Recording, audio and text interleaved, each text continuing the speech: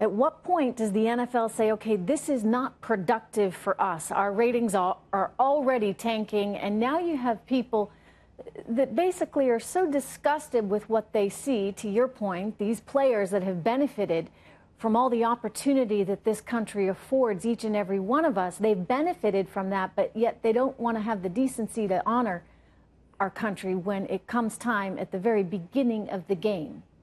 Well, maybe professional soccer will finally catch on in the United States. Up the Gunners. There you go. Exactly. I mean, I would just say, look, if I'm a team owner, if I'm the NFL, I'm not liking this one single bit because this controversy is not helping my business. Sure, they have the right to go do that, but the viewers have the right to just turn the channel, and that's exactly what they're doing. Trish, at the end of the day, these guys are overpaid, spoiled brats. And oppression, you're making $5, $10, $20 million a year, and you're oppressed. They need to show just a little gratitude to this wonderful country that has given them, whatever their racial or economic backgrounds, that has given them such incredible opportunities that they would have nowhere else in the world. You're very right. Let's turn to North Korea, because there was a devastatingly sad interview that aired today. The parents of Otto Warmbier, the American college student who was brutally tortured in North Korea, they say North Korea is a terrorist regime.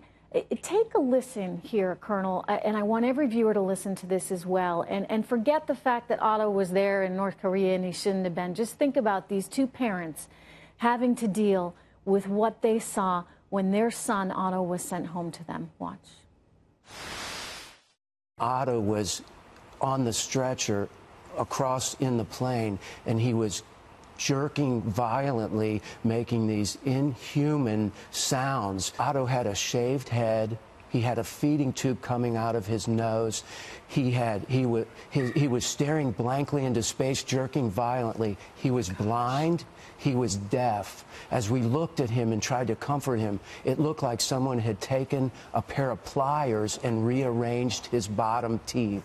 North Korea is not a victim. They're terrorists. They destroyed him. They purposely and intentionally injured Otto. The parents went on to say, Colonel, that the mother saw her son on the plane and she was sobbing, she was weeping. The father, he briefly passed out when he saw him, and then he came to and he got in the ambulance to go to the hospital because he didn't want Otto to be alone anymore. He had been alone for so long in North Korea.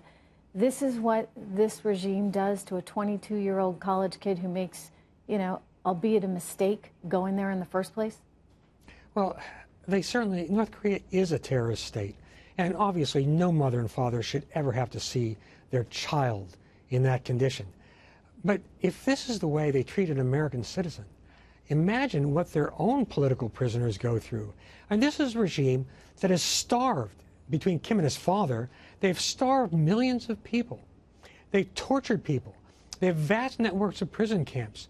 And so it's simply impossible to have any sympathy with North Korea whatsoever. Yeah, no, I don't think any of us do, which is why, you know, there are some on the extreme left that are somewhat fascinated by the comment dotard, which was what Kim Jong-un called the president of the United States.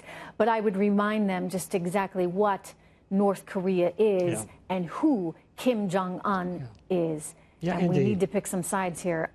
Look, I'm all for the sanctions. I'm all for going after those banks. I can't believe we just had to go after another 8 banks. I would have thought that we weren't allowing American banks to do any business in North Korea with any other banks, period. But anyway, Colonel, good to see you. Thank you.